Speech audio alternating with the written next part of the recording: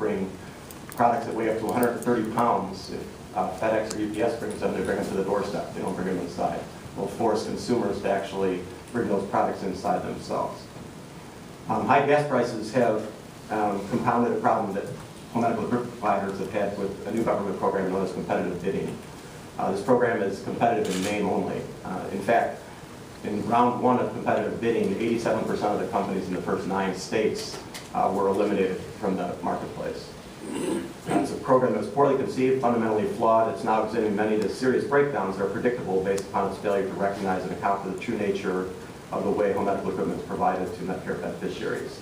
These breakdowns have been evident since the start in 2007. Round 2 of competitive bidding started this year. In March, we had to submit our bids for those things. We will find out later this year. The biggest problem that we have is that we were forced to provide a bid for 4 years. So that means that any increase in fuel prices over the next 4 years, no matter what they are built into a price we've had to commit to today. So it's made it very difficult for us. We've included more detailed information about the problems with the bidding program in our testimony.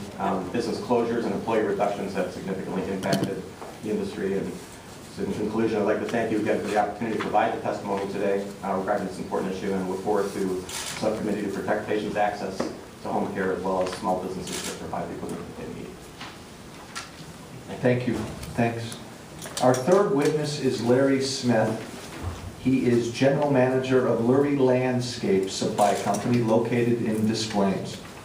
Lurie is a diversified wholesale supply distribution business with 35 full-time employees and as many as 125 temporary seasonal employees. Mr. Smith, welcome. You have the mic. Chairman Walsh, is it on? Is it on? Chairman Walsh, distinguished members of the subcommittee and guests, thank you for the opportunity to testify today on how high fuel prices and price uncertainty affect my company and my industry. I am Larry Smith of Lurie Landscape Supply in Des Plaines. My company distributes a wide range of products used by landscapers, builders, and homeowners, from all types of green goods to paving materials to non-structural stone building veneers to accessory products. All of the products we distribute are purchased from others. We employ 35 people year-round and 120 plus during peak seasons. We actively participate in our national association, the American Nursery and Landscape Association, and its state partner, the Illinois Green Industry Association, as well as other trade organizations related to the products we distribute. Our company is part of the vertically integrated nursery and landscape industry, often referred to as the green industry. All but a few of the very largest businesses in the industry are classified as small businesses. Most are family-owned and operated, and many are multi-generational. The plant production part of the business is considered agriculture, and in production value, its crops are valued at $16.7 billion at Farmgate. Nationally, the industry contributes over $175 billion in economic output and sustains 1.95 million full and part-time jobs. Here in the land of Lincoln, the most recent numbers show that the green industry has an impact of $5.2 billion on the Illinois economy, employs 200,000 people full and part-time, and generates $1.9 billion in payroll. Our company currently operates 3 locations in the Chicago area, serving about 1,200 landscape and construction businesses, as well as retailing to homeowners from our Des Plaines location. During a busy spring day, our wholesale locations will produce over 600 invoices. Lurie Landscape Supply owns 3 20-foot flatbed straight trucks and 2 small dump trucks for local deliveries from a few miles to 150 miles or more. We can do well over 20 deliveries a day to the local market. For the first time in our history, we have begun adding a fuel surcharge to our own local deliveries just to try to recoup some of the added expenses of high fuel prices. The Great Recession has hit our industry hard, given the fact that residential construction, commercial property development, and municipal investments in green infrastructure all declined sharply as the economy took a sharp turn for the worse. The ensuing credit crunch further destabilized businesses in our industry. So against this backdrop, record high fuel prices and price volatility have added insult to injury. I'd like to list a few of the impacts all of this has had on our business and many in the green industry. Our customers need a stable price for products for extended periods of time in order to bid on work that is often 6 months to a year away. Fuel surcharges have ranged this spring from 15% to as high as 37%. In real numbers, a load from Pennsylvania this spring cost $925, and the fuel surcharge was $351.50 extra. Locally, we paid $310 for a load of concrete pavers with an additional $62 in fuel surcharges. These surcharges were not part of the cost of fuel short years ago. This equates to significant increase in cost. With that in mind, can we ask the growers that we buy plants from to absorb those costs when other economic conditions have forced their profit margins to near 0%? Or can we absorb those costs? Our net margins are less than half of pre-recession numbers, and a significant portion of the reduction is due directly to high fuel costs. That impacts our ability to reinvest in our business by updating or replacing delivery vehicles, and our employees by increasing wages or adding staff where and when it is needed. These increased costs also impact how our suppliers operate and their ability to invest in employees and equipment. Before the recession, prices were determined yearly for much of our inventory based on product cost without a significant weight placed on freight costs. Current practice requires us to weigh freight costs heavily in our pricing equations.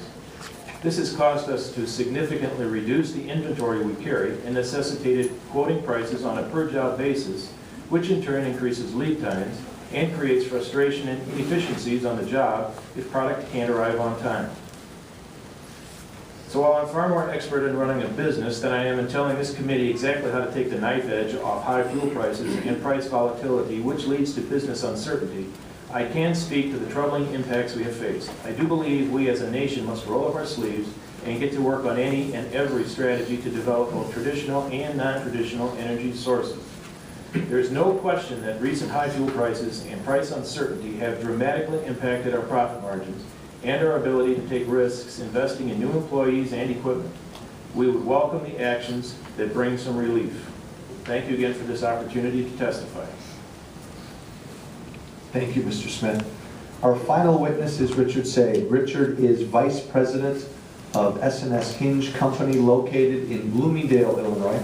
S&S Hinge has been in operation for more than 80 years, manufacturing specialized hinges used in a variety of applications. Thank you for being here. You have the floor. Chairman Walsh, members of the committee, thank you for the opportunity to testify before you today on this most important issue that impacts manufacturers of all sizes, especially small businesses like ours. My name is Richard Sade, as you indicated, Vice President of S&S Hinge, based in Bloomingdale, Illinois, a third-generation continuous hinge manufacturer about 27 miles northwest of downtown Chicago. We manufacture parts for industries and products including tool storage, marine, electrical, attic stairs, fixtures, emergency vehicles, and industrial distribution. S&S Hinge is a family-owned business with 38 employees, and we are now looking to expand our business by increasing our exports and developing new products and technologies. Like all Americans at S&S, we have felt the pain at the pump, not just when we want to take our families on summer vacations, but the pain is greatest on small businesses. Fuel impacts our company in several ways. The obvious one being our sales team stops at the gas station before visiting customers. We also have seen increases in the price we pay for raw materials through transportation and other surcharges. In some cases, our increased fuel costs are built into the sales price we provide to our customers, but even when we are successful in recovering some of these costs, it still makes our products more expensive on the global markets and makes us less attractive to exports and new customers.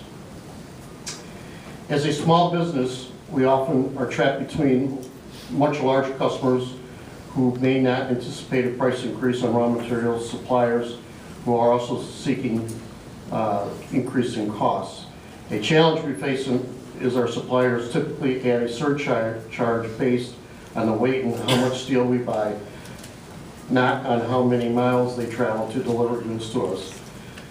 And steel is very heavy, obviously, as we all know. Obviously, as we try to grow our business and add employees, the amount of steel we buy will increase along the way, which comes with higher fuel surcharges.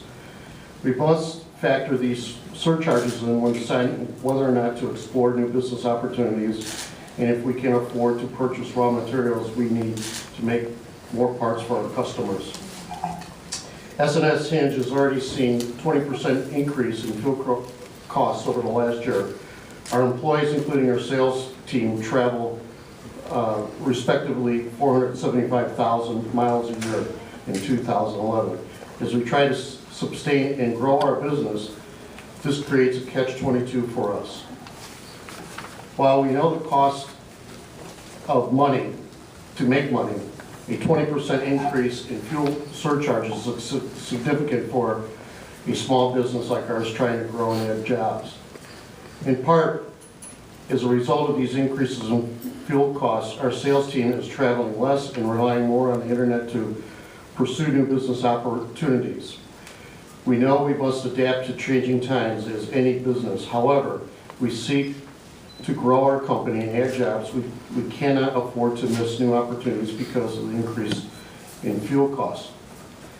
Prior to joining S&S, I worked for several Fortune 400 companies, and while they also are dealing with significant fuel costs, economies of scale show how much more that increase can impact a small business in Illinois. A 20% increase in our transportation costs is an additional 28% to annual increase in fuel used for our overall production costs in oils and lubricants. In any other industry like ours, where profit margins are low, single digits, any increase to cost puts a significant disadvantage to our bottom line.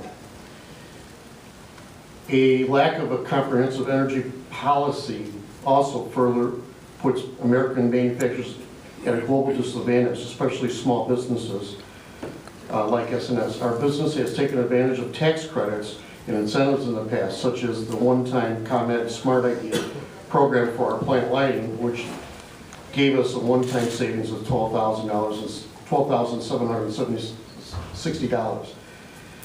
As with anything in life, one size does not fit all, but this is certain. The U.S. must become more self-reliant on fuel sources. This will improve the market sustainability and help small businesses plan for the future. To support manufacturers, the government should explore domestic options available that will mean real fuel cost reductions, especially in an election year. Politics can trump good policy, and manufacturers cannot afford politicians playing politics with their lives and their livelihoods. Federal programs intended to foster new energy efficiency technology are often directed at large manufacturers and a lack of small business requirement. The government should work with the private sector to authorize and support investments in domestic energy sources and an alternative fuel. Thank you for the opportunity to present my testimony today. Small businesses are the backbone of this country, and manufacturers are the driver of the recovering economy. But manufacturing can't drive us to better times without a fuel policy that makes sense for small businesses like ours. I look forward to continuing to work with you on this most important issue in the future and answering any questions you may have. Thank you. Thank you. Politicians playing politics? That doesn't happen. Thank you, everybody. First, a thank you to all of you in the audience. You know, if we were in Washington right now, this is what you'd be doing. Virtually every committee in Washington holds hearings darn near every week or every other week. Every now and then, committees and the subcommittee, like this subcommittee that I chair, were able to go into the field to bring witnesses from real life in front of us so we can listen to them. And this is a way for you all to actually come see a hearing, because you can't get to Washington every week or two, and that's a good thing. So thank you all for coming. Let me ask some questions of our witnesses, and I want to thank you each for taking some time. You said it. You are the backbone of this country. Small businesses, small businesses, small businesses. You are the job creators. You are the ones that eventually will get this economy back up on its feet. We in Washington tend to make life too difficult for you, and we've really done that over the course of the last 3 or 4 years. And it's not just